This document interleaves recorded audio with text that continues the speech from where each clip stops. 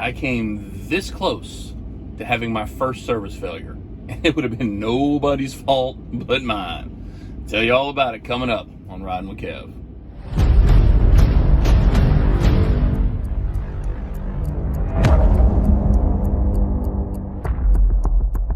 So, welcome to another episode, I guess, of Riding with Kev.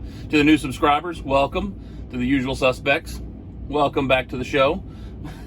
So, I want to start this video out by saying, shout out to Heathens Trucking, man.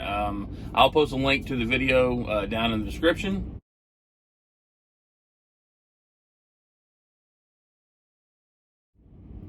But he was a victim of the truck stop. And drivers, pay attention. Come on, man. Come on, man. But hopefully he gets up back and running. I know he's training a student, and I know they don't want to be sitting. So get that student out here, get him out on the road making this money.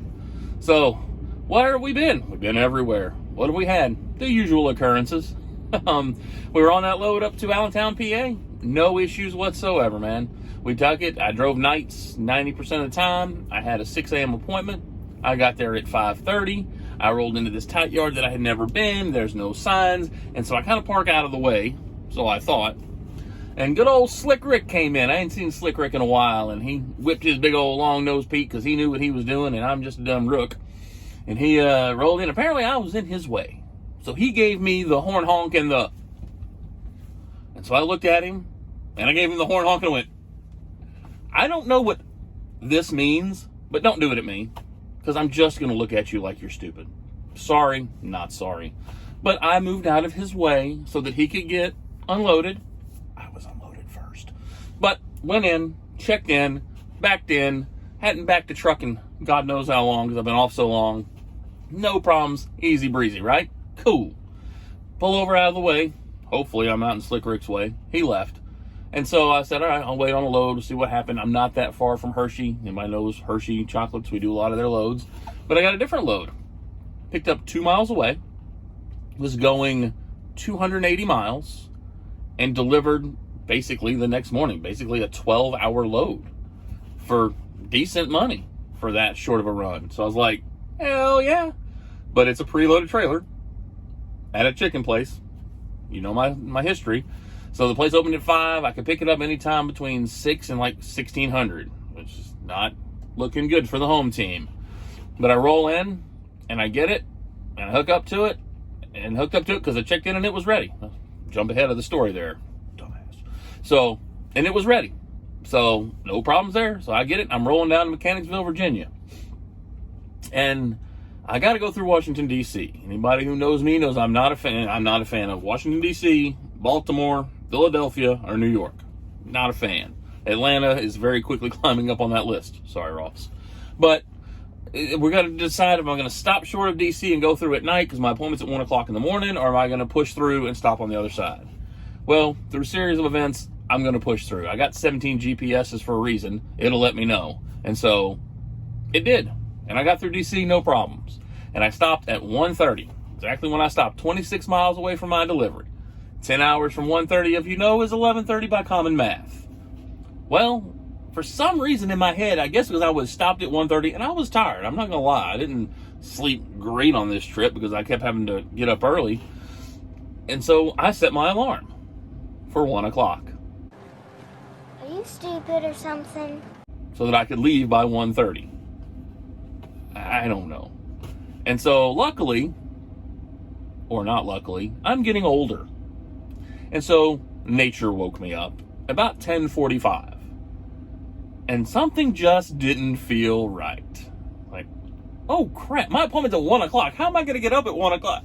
Oh my gosh. So went in, took a shower, got in, rolled out, got there at 12:15 in the morning. Ready to rock and roll. Checked in. That was a wonderful experience.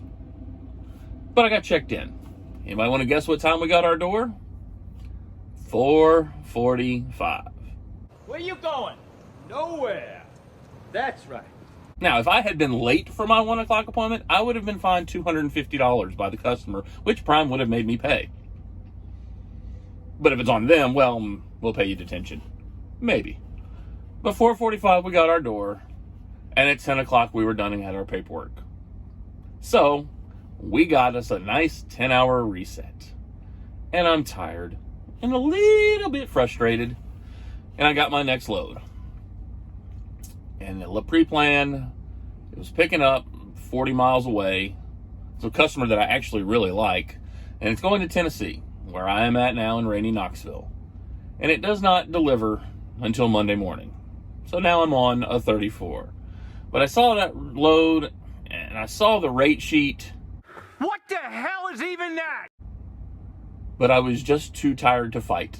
I was just at the point, was like, I'm tired. It's a 34. It's a good reload area. I've busted my butt. I'm out of the black. I mean, I'm back in the black. I'm all my 12 days off, and this week, all my fixed costs, all my fuel is covered. My next load is pure profit when I deliver this on Monday. And it's in a good reload area. So I just said, accept. Went over there, got loaded on it.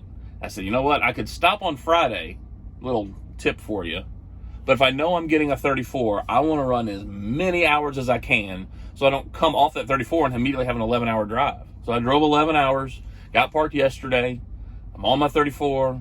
I watched some football. I'm going to watch some more football. Cleaned the truck. Cleaned the Kevin. Eating food. We're great. Life is good. I just tell you these stories, like I said, just to let you know what it's like out here. I'm not whining. I'm not complaining. I'm happy. But to the topic of the video. Took us long enough to get here, right? Sorry about that. Shout out to my boy, Travis Kinley. If you don't follow him, again, I'll link it down in the description. I'm sure most of you know who he is. He made the jump. Just like Johnson's Logic, just like No Luck Trucking. He turned his truck in Friday. He went and bought a 2003 Peterbilt, and he's on his way to Landstar. And sticking to the plan is hard. It's even harder when you see somebody else doing the plan.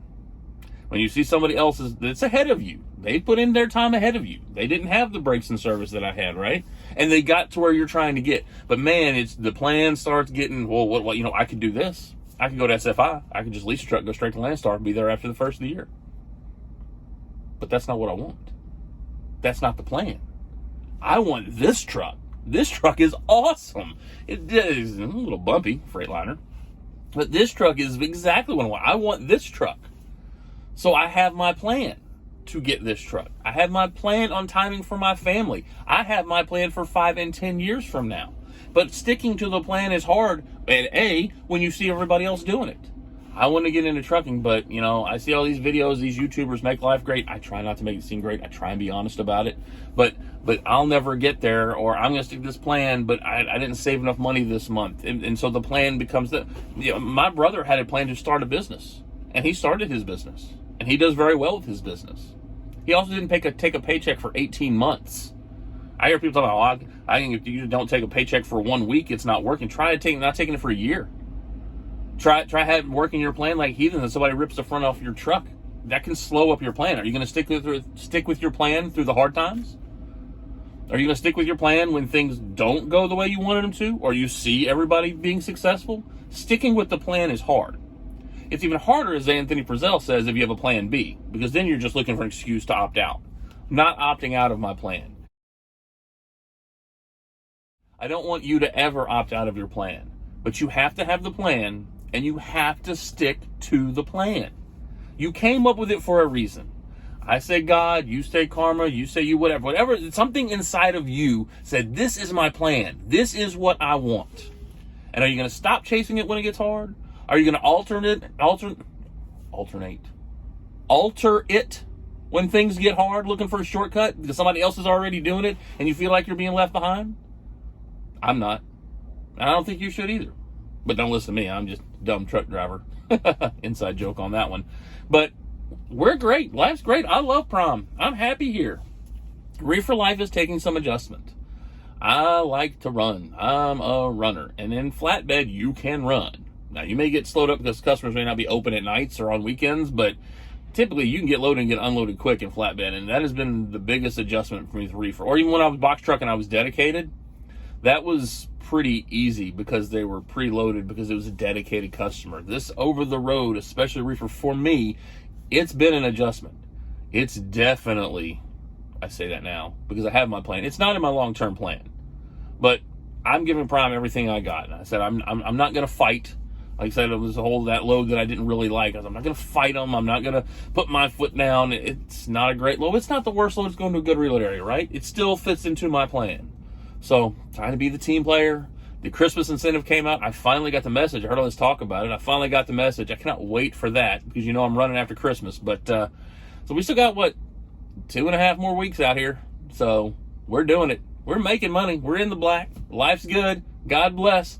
Let's get rolling.